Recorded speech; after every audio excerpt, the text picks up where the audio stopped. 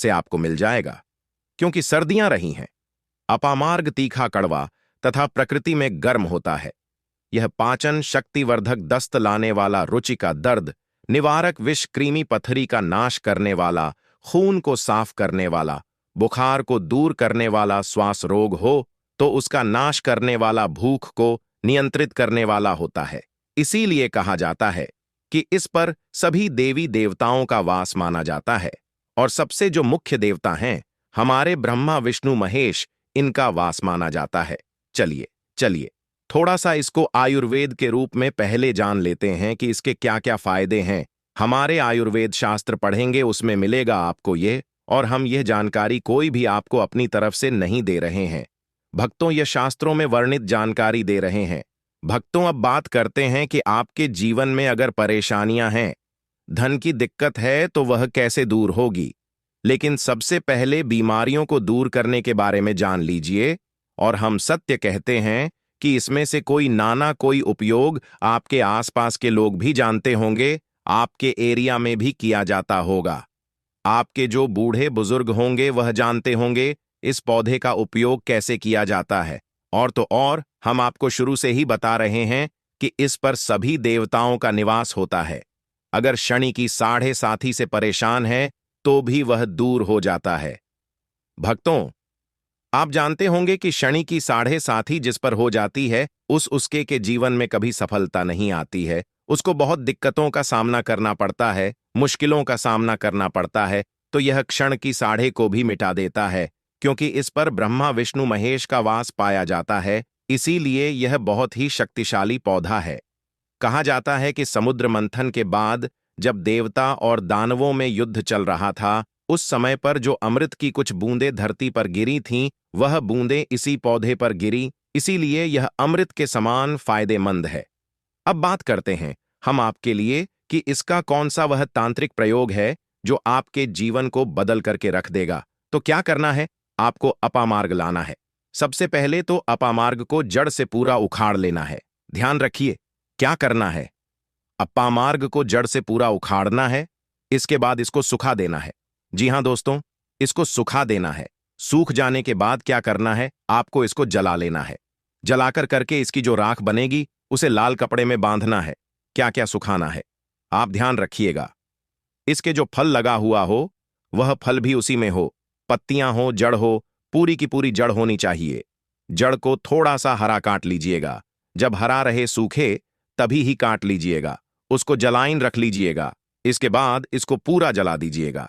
जलाने के बाद उस राख को क्या करना है, आपको लाल कपड़े में बांध लेना है, और उसमें एक जो कौड़ी होती है, जो धन की देवी माता लक्ष्मी के लिए कौड़ी बहुत ही शुभ मानी जाती है, उसको रख दीजिएगा। अब इस लाल कपड़े में आपको गांठ बांध देनी है और इसको ले जाकर के एक लोटे में भरना है। अगर तांबे का छोटा लोटा है तो अच्छी बात है, नहीं तो मिट्टी के लोटे में आप इसको भर दीजिएगा और उसको लाल कपड़े से ढक दीजिएगा। लाल कपड़े से ही बांधे, इस बात का विशेष रूप से ध्यान रखिएगा। देवी मां के सामने रखकर के धन की, देवी माता लक्ष्मी के सामने रखकर कि भगवान विष्णु के सामने रख करके आपको ओम नमो भगवते वासुदेवाय, ओम नमो भगवते वासुदेवाय, इस मंत्र का 121 बार जाप करना है। ओम नमो भगवते वासुदेवाय बोलिएगा। लक्ष्मी माता को प्रणाम कीजिएगा, मन से आत्मा से प्रणाम कीजिएगा। सभी देवी देवताओं को, जिस भी देवी देवता को आप प्रणाम करना चाहते हैं उनको कीजिएगा, और कमेंट में उस देवी देवता का विशेष कृपा पाना चाहते हैं है तो नाम लिख दीजिए।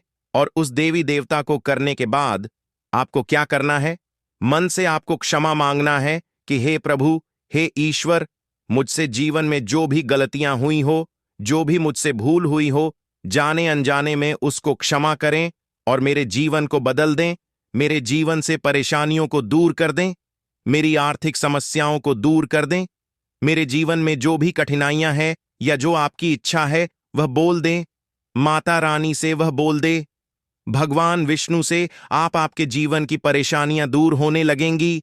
खास बात यह है कि जिस पर भगवान विष्णु प्रसन्न होते हैं उसका दोनों लोक सुधर जाता है, यानी कि लोक और परलोक दोनों सुधर जाता है। यहां तो आपको धन की देवी माता लक्ष्मी की कृपा मिलती है, इसलिए यहां का जीवन सुधरता है। लेकिन परलोक में बैकुंठ धाम मिलता है। आपको भगवान विष्णु की कृपा होने की वजह से तो इसीलिए बहुत ही पावरफुल यह उपयोग है। बृहस्पतिवार का दिन भगवान विष्णु को समर्पित होता है और इस दिन किए गए विशेष उपायों से जीवन में सुख, शांति और समृद्धि प्राप्त होती है। यह दिन मां लक्ष्मी को प्रसन्न प्रण करने के लिए अत्यंत शुभ माना जाता है, जिससे जीवन की कठिनाइयां और परेशानियां दूर होती हैं। यदि आप इस दिन कुछ विशेष उपाय करते हैं तो निश्चित रूप से आपको इसके सकारात्मक परिणाम देखने को मिलेंगे। इस दिन पीले वस्त्र धारण करना, भगवान विष्णु की पूजा करना और पीले फूल अर्पित करना अत्यधिक शुभ माना जाता है। साथ ही यदि आप पीली वस्तुओं का दान करते हैं या पीले रंग के मिष्ठान का वितरण करते हैं तो इससे भगवान विष्णु और धन की देवी माता लक्ष्मी की कृपा प्राप्त होती है, जिससे जीवन की अनेक बाधाएं दूर हो जाती हैं। भगवान विष्णु के मंत्र अत्यधिक शक्तिशाली होते हैं और इन्हें जाप करने से नकारात्मक ऊर्जा समाप्त होती है तथा सकारात्मक ऊर्जा का संचार होता है। दोस्तों से आपको मिल जाएगा, क्योंकि सर्दियां रही हैं। अपामार्ग तीखा कड़वा तथा प्रकृति में गर्म होता है। यह पाचन शक्तिवर्धक, दस्त लाने वाला, रुचि का दर्द निवारक, विष कृमि पथरी का नाश करने वाला, खून को साफ करने वाला, बुखार को दूर करने वाला, श्वास रोग हो तो उसका नाश करने वाला, भूख को नियंत्रित करने वाला होता है। इसीलिए कहा जाता है कि इस पर सभी देवी देवताओं का वास माना जाता है और सबसे जो मुख्य देवता हैं हमारे ब्रह्मा विष्णु महेश, इनका वास माना जाता है। चलिए थोड़ा सा इसको आयुर्वेद के रूप में पहले जान लेते हैं कि इसके क्या क्या फायदे हैं। हमारे आयुर्वेद शास्त्र पढ़ेंगे, उसमें मिलेगा आपको ये, और हम यह जानकारी कोई भी आपको अपनी तरफ से नहीं दे रहे हैं भक्तों, यह शास्त्रों में वर्णित जानकारी दे रहे हैं। भक्तों, अब बात करते हैं कि आपके जीवन में अगर परेशानियां हैं, धन की दिक्कत है तो वह कैसे दूर होगी। लेकिन सबसे पहले बीमारियों को दूर करने के बारे में जान लीजिए।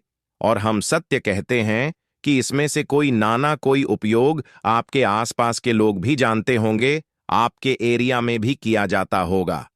आपके जो बूढ़े बुजुर्ग होंगे वह जानते होंगे इस पौधे का उपयोग कैसे किया जाता है। और तो और हम आपको शुरू से ही बता रहे हैं कि इस पर सभी देवताओं का निवास होता है। अगर शनि की 7.5 से परेशान है तो भी वह दूर हो जाता है। भक्तों, आप जानते होंगे कि शनि की 7.5 जिस पर हो जाती है उसके के जीवन में कभी सफलता नहीं आती है। उसको बहुत दिक्कतों का सामना करना पड़ता है, मुश्किलों का सामना करना पड़ता है। तो यह क्षण की 7.5 को भी मिटा देता है, क्योंकि इस पर ब्रह्मा विष्णु महेश का वास पाया जाता है। इसीलिए यह बहुत ही शक्तिशाली पौधा है। कहा जाता है कि समुद्र मंथन के बाद जब देवता और दानवों में युद्ध चल रहा था, उस समय पर जो अमृत की कुछ बूंदें धरती पर गिरी थीं, वह बूंदें इसी पौधे पर गिरी। इसीलिए यह अमृत के समान फायदेमंद है। अब बात करते हैं हम आपके लिए कि इसका कौन सा वह तांत्रिक प्रयोग है जो आपके जीवन को बदल करके रख देगा। तो क्या करना है, आपको अपामार्ग लाना है। सबसे पहले तो अपामार्ग को जड़ से पूरा उखाड़ लेना है। ध्यान रखिए क्या करना है, अपामार्ग को जड़ से पूरा उखाड़ना है। इसके बाद इसको सुखा देना है। जी हां दोस्तों, इसको सुखा देना है। सूख जाने के बाद क्या करना है, आपको इसको जला लेना है। जलाकर करके इसकी जो राख बनेगी उसे लाल कपड़े में बांधना है। क्या क्या सुखाना है आप ध्यान रखिएगा। इसके जो फल लगा हुआ हो वह फल भी उसी में हो, पत्तियां हो, जड़ हो, पूरी की पूरी जड़ होनी चाहिए। जड़ को थोड़ा सा हरा काट लीजिएगा। जब हरा रहे, सूखे, तभी ही काट लीजिएगा। उसको जलाइन रख लीजिएगा। इसके बाद इसको पूरा जला दीजिएगा। जलाने के बाद उस राख को क्या करना है, आपको लाल कपड़े में बांध लेना है और उसमें एक जो कौड़ी होती है, जो धन की देवी माता लक्ष्मी के लिए कौड़ी बहुत ही शुभ मानी जाती है, उसको रख दीजिएगा। अब इस लाल कपड़े में आपको गांठ बांध देनी है और इसको ले जाकर के एक लौटे में भरना है। अगर तांबे का छोटा लौटा है तो अच्छी बात है, नहीं तो मिट्टी के लौटे में आप इसको भर दीजिएगा और उसको लाल कपड़े से ढक दीजिएगा। लाल कपड़े से ही बांधे, इस बात का विशेष रूप से ध्यान रखिएगा। देवी मां के सामने रख कर के धन की, देवी माता लक्ष्मी के सामने रख कर के, भगवान विष्णु के सामने रख कर के आपको ओम नमो भगवते वासुदेवाय, ओम नमो भगवते वासुदेवाय, इस मंत्र का 121 बार जाप करना है ओम नमो भगवते वासुदेवाय बोलिएगा। लक्ष्मी माता को प्रणाम कीजिएगा। मन से आत्मा से प्रणाम कीजिएगा। सभी देवी देवताओं को, जिस भी देवी देवता को आप प्रणाम करना चाहते हैं उनको कीजिएगा। और कमेंट में उस देवी देवता का विशेष कृपा पाना चाहते हैं है तो नाम लिख दीजिए। और उस देवी देवता को करने के बाद आपको क्या करना है? मन से आपको क्षमा मांगना है कि हे प्रभु, हे ईश्वर, मुझसे जीवन में जो भी गलतियां हुई हो, जो भी मुझसे भूल हुई हो, जाने अनजाने में उसको क्षमा करें और मेरे जीवन को बदल दें। मेरे जीवन से परेशानियों को दूर कर दें। मेरी आर्थिक समस्याओं को दूर कर दें। मेरे जीवन में जो भी कठिनाइयां हैं या जो आपकी इच्छा है वह बोल दें। माता रानी से वह बोल दे। भगवान विष्णु से आप आपके जीवन की परेशानियां दूर होने लगेंगी। खास बात यह है कि जिस पर भगवान विष्णु प्रसन्न होते हैं उसका दोनों लोक सुधर जाता है, यानी कि लोक और परलोक दोनों सुधर जाता है। यहां तो आपको धन की देवी माता लक्ष्मी की कृपा मिलती है, इसलिए यहां का जीवन सुधरता है।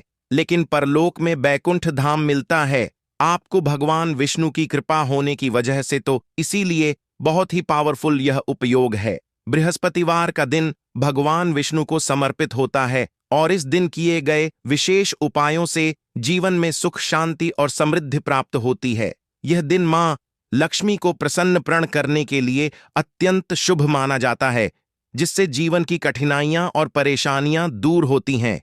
यदि आप इस दिन कुछ विशेष उपाय करते हैं तो निश्चित रूप से आपको इसके सकारात्मक परिणाम देखने को मिलेंगे। इस दिन पीले वस्त्र धारण करना, भगवान विष्णु की पूजा करना और पीले फूल अर्पित करना अत्यधिक शुभ माना जाता है। साथ ही यदि आप पीली वस्तुओं का दान करते हैं या पीले रंग के मिष्ठान का वितरण करते हैं तो इससे भगवान विष्णु और धन की देवी माता लक्ष्मी की कृपा प्राप्त होती है, जिससे जीवन की अनेक बाधाएं दूर हो जाती हैं। भगवान विष्णु के मंत्र अत्यधिक शक्तिशाली होते हैं और इन्हें जाप करने से नकारात्मक ऊर्जा समाप्त होती है तथा सकारात्मक ऊर्जा का संचार होता है। दोस्तों,